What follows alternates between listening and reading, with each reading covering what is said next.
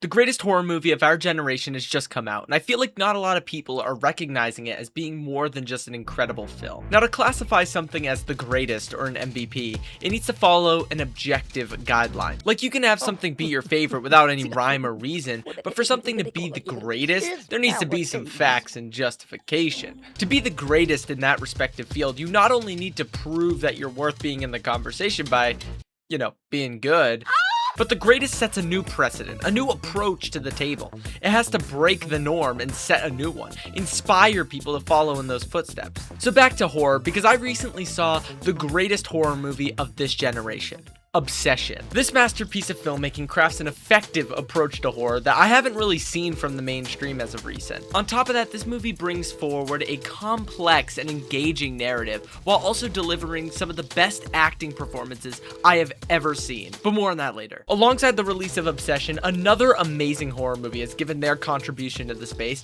and with the back-to-back success of these films, I believe that this is the start of a new age in horror.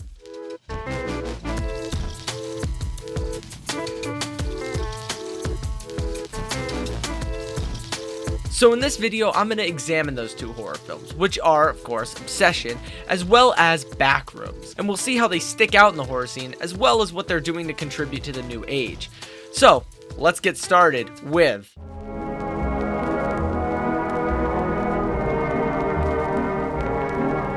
So Backrooms is the newest movie of the two, and has seen some of the largest growth. Of course, part of its success stems from it being just a great movie, but it also has the source material to back it up. The Backrooms started as a 4chan post depicting an unusual space known as, well, the Backrooms, which is accessed by no clipping out of reality itself.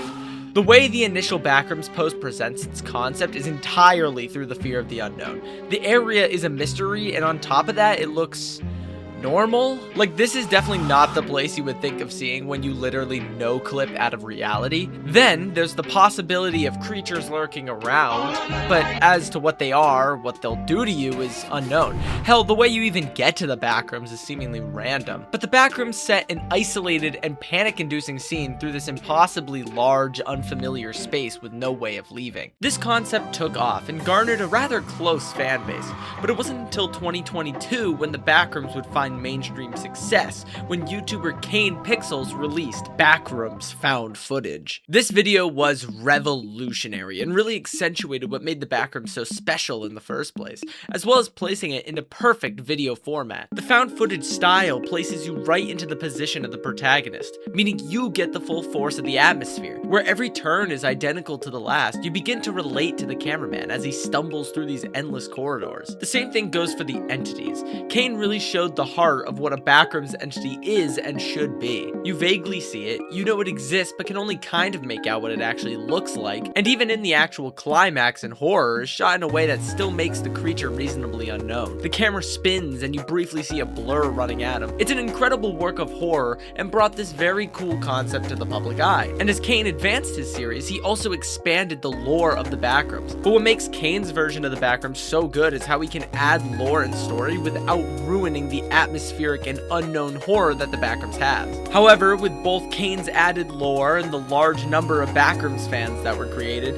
it seemed to have split the fan base into two distinct factions. Don't worry, I'm getting somewhere with this. First are the fans we just talked about. These people enjoy the idea of a stressful, atmospheric place where you aimlessly search for an exit that doesn't exist. Like I said before, creatures are there, but you don't know what or where they are, and even worse, you don't know what they'll do to you.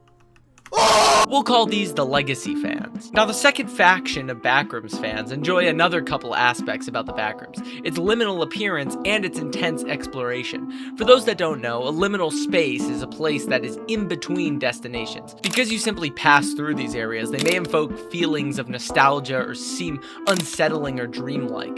The Backrooms is a liminal space. It's supposed to remind people of the familiar setting of humming lights, moist carpet, and patterned wallpaper. So these fans took the exploration of the Backrooms as well as the liminal nature and combined it with other liminal spaces, referring to these other areas as different levels of the Backrooms, with each having their own unique characteristics and entities. We'll call these the Wiki fans. This is because the Backrooms Wiki is kind of the breeding ground for the smorgasbord of levels, entities, and dimensions? What the fuck? Now, the idea of this works in concept, as you can still keep that uncertain stress through other means, as well as using different entities in a unique way that still maintains that original essence of their ambiguity, but this also has the potential to get out of hand.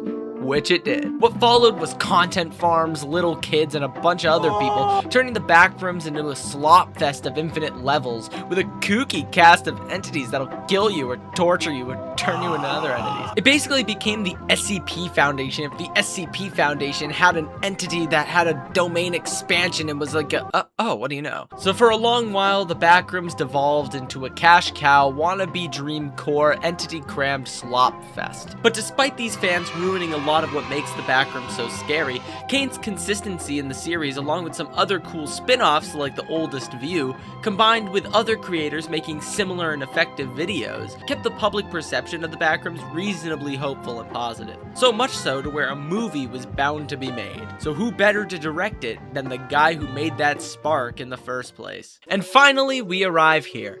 The Backrooms movie, released by A24, does all the things that I think both a Backrooms movie and a horror movie should do, but it also does things that sticks out from the traditional mainstream horror. What this movie does incredibly well is blend the unique found footage that the original series was known for and the theatrical cinematic style that we see in movies today.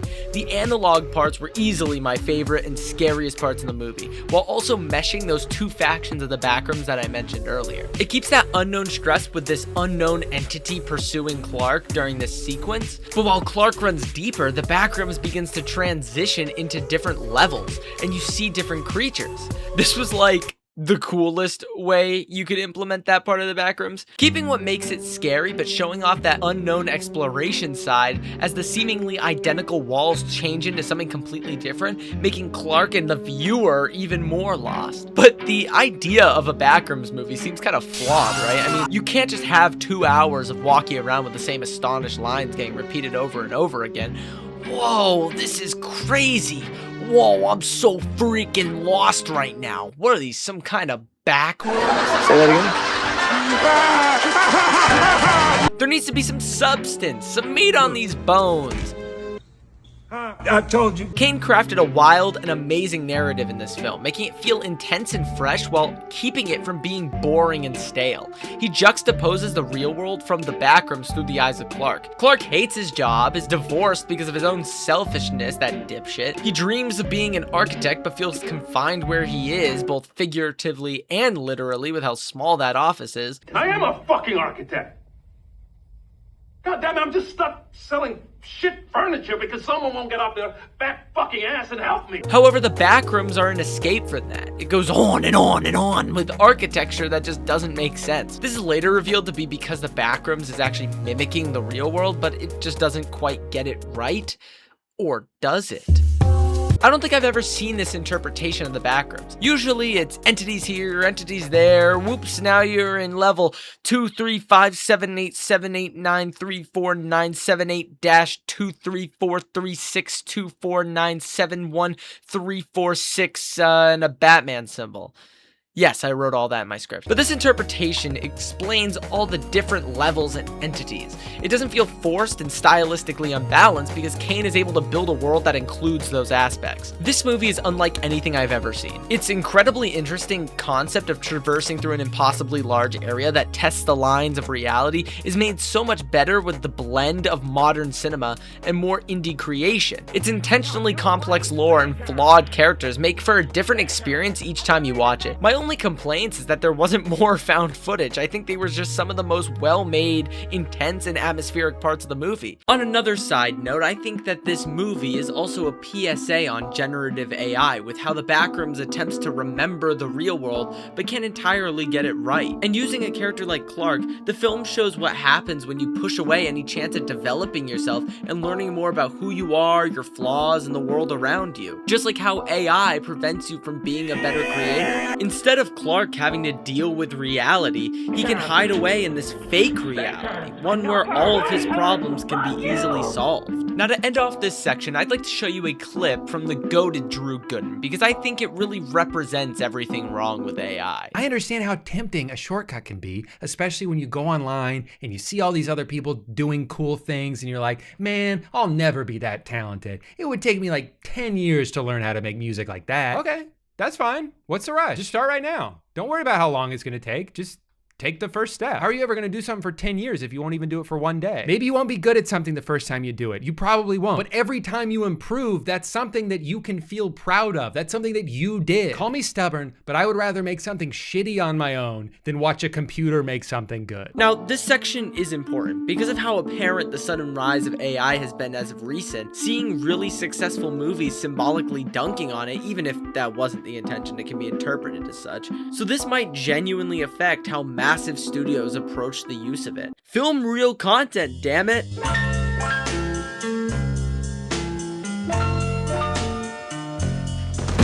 And now we've gone full circle, back to what I consider to be the greatest horror movie of our generation.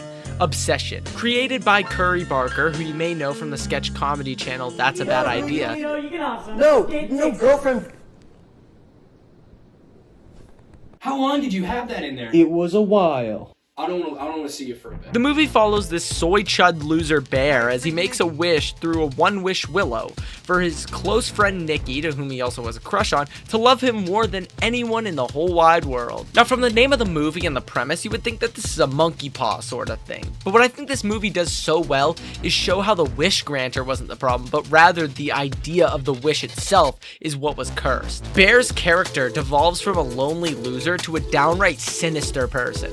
When he finds out that the wish actually came true and he has the opportunity to cancel it, or thinks he can, he wants to change it to fit his own fantasy. When the real Nikki tells Bear to kill her while evil Nikki, who we'll just call Freaky Nikki, is sleeping, Bear asks her if being with him is so bad. No, Bear, you tub of lard. The problem isn't that you're just so insufferable to be with. Night, Freaky Nikki. Oh my goodness, Valentine! Whoa, no! Actually, scratch that, that's definitely one of the reasons, but it's also because you literally took away her autonomy. But anyway, this movie delivers its horror in a unique, simple, and effective way.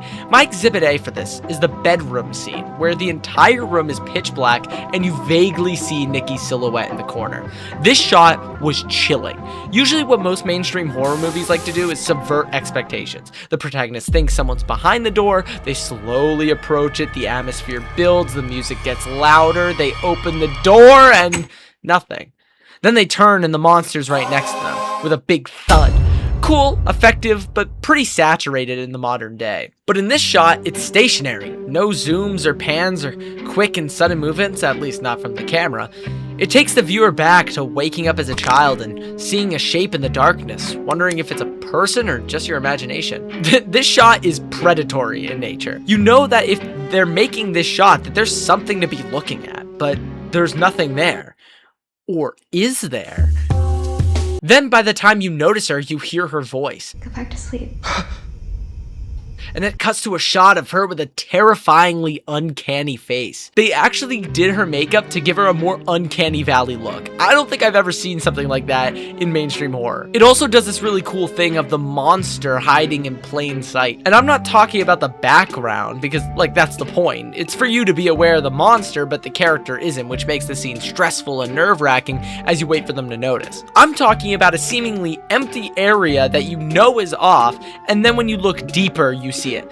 Look at this bedroom scene from Hereditary. Empty till you notice it. Now, Obsession isn't the first movie to utilize the uncanny valley. Look at another revolutionary movie like Halloween, where Michael Myers' mask has these hollow eyes and a blank expression. But that's why Obsession is a part of the new age. It knew exactly how to unsettle the viewer, on top of taking existing scare tactics like darkness and the uncanny valley and converting it into a reasonably new and simple approach. I'd also like to mention the sound design because of how simple it is. It's intense when it needs to be, but goes silent to make you uncomfortable and nervous. I love you too. Oh my god! No, please, Nick, you're scaring me. Don't be scared, baby. Don't be scared. I would never hurt you. I'm sorry. The bedroom scene has no scary music or anything like that. Just the sounds of Nikki running and moving, which make for a constantly unsettling atmosphere. A common misconception with horror nowadays is that you need this grand jump scare in order to scare the viewer, which is half true. The jump scare should be the payoff for your suspense. So if most of your movie is jump scares, then that becomes the norm of the experience and you adapt by expecting them, making the idea of a jump scare redundant. However, if it's mostly suspense and atmosphere, then the viewer stays nervous and scared because they're waiting for the jump scare. Obsession has its jump scares. I jumped at the sound of a shower turning off, but that's because the atmosphere is built so well. And those jump scares feel so much scarier because of how well they build that suspense through things like the bedroom scene. Another thing to note is the way Nikki moves in this movie. It's unnatural, like those mannequins from Little Nightmares 2. Ugh. I genuinely got my cheeks clenched every single time she would move like that. It was so well done and so off-putting. I don't really know where to put this section, so I'm gonna just do it here. Indy Navarrete, Nikki's actress, puts on one of the greatest performances of all time. I think this rivals Michael B. Jordan's acting in Sinners. She doesn't just play two characters, she plays two personalities of the same character. The way she switches between freaky Nikki and normal Nikki is damn near flawless and keeps you roped into that suspenseful atmosphere all the better. Take this part where she backs up in that weird ass way. You can feel the two sides literally fighting to move. She starts to sprint forward but stops. The yelling, the stress, the darkness. God, it's so good. It makes parts like when Bear is eating his lunch and sees the photo of Nikki saying "not me" like a cry for help far more believable. Another thing that really separates Obsession from the rest of mainstream horror is its usage of humor. It had this dark, sadistic humor to it that had me chuckling out of awkwardness. Like during the party where it cuts to Nikki frowning, like that was hilariously scary, like an oh shit moment. Now, I was a firm believer in that humor should be separate from horror. Like, I'm here to get scared, not to laugh. But Obsession kind of proved to me that it wasn't the idea of humor in horror, but the way it's executed. My biggest example is the most recent Texas Chainsaw Massacre, like that show that came out at one point. It was when Leatherface boards a bus and some guy's recording him saying like, "I'm gonna cancel you." Try anything and you're canceled, bro. Shut up! This joke airballs so hard that it genuinely ruined the idea of humor in horror movies for me. It felt so out of touch and unrealistic for someone to not even be fazed by the sight of Leatherface. But anyway, Obsession does everything that a horror movie needs to do. But there's still one part of this video that needs to be answered. How are these two movies the start of a new age? Simple. Let's go to the numbers. Obsession and Backrooms made $400 and $350 million respectively worldwide. Okay, I'm not doing that anymore. For reference, Obsession had a budget of $750,000 and Backrooms had a budget of $10 million. These movies have made 30 to 400 times their budget, beating out Star Wars and marking them as some of the most successful movie runs of all time. But honestly, it's their success that's what's gonna change horror. Obviously, studios care about money. They aren't gonna greenlight something that they don't see as successful, but Obsession and Backrooms have shown what can be successful. Giving smaller indie creators a budget and a chance to make a movie has been proved by these flicks, sorry, I'm trying to use words other than movie and film, to work out. And that's just the numbers side of it. The critical acclaim of these projects are insurmountable. Some of the most esteemed directors of all time, like Steven Spielberg and Christopher Nolan, claim to have loved these movies, and even more love the fact that such young filmmakers are making such hits. Curry Barker is 26 and Kane Parsons is 20. And considering how close proximity these movies are, studios will recognize this and they will give chances to smaller, original, and internet-based concepts. Backrooms 2 is already in the talks of happening, and Kane Parsons went to Valve Studios to talk about a Portal movie, which is one of my favorite games of all time. Please, please, please, please, please, please, please, please. And Curry Barker likes the idea of a One Wish Willow anthology series, while also developing a new movie, Anything But Ghosts. There's this new movie coming out called Buddy, which seems to have a similar look to Backrooms with its blend of analog footage and cinematic horror. And wait, is that Sophia Falcone? It's directed by Casper Kelly, who you might know best for his popular Adult Swim short, Too Many Cooks. Alongside working on some other Adult Swim stuff, this seems to be his first major theatrical release. Alongside that, there's apparently a Siren Head and Mandela catalog movie in the works. Real quick, this is editor me here. I just got word that there's a Cartoon Cat movie currently like in early stages of development. I mean, you know, Cartoon Cat from what, fucking 2020?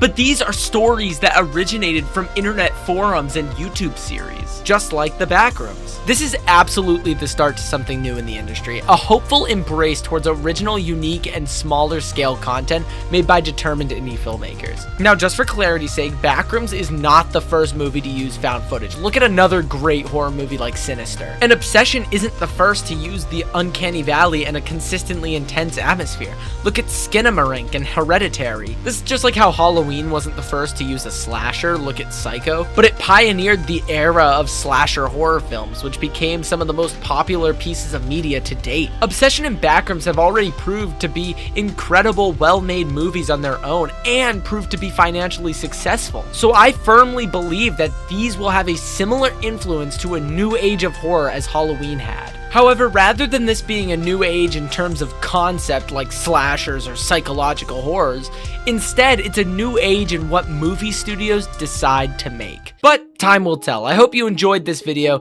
If you made it all the way through, awesome, and thank you. If you liked Obsession and Backrooms as much as I did, then let me know in the comments. I respond to them all. Don't forget to like, subscribe, and I'll see you in the next one.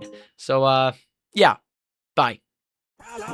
I am a fucking architect. God damn it, I'm just stuck selling shit furniture because someone won't get off their fat fucking ass and help me.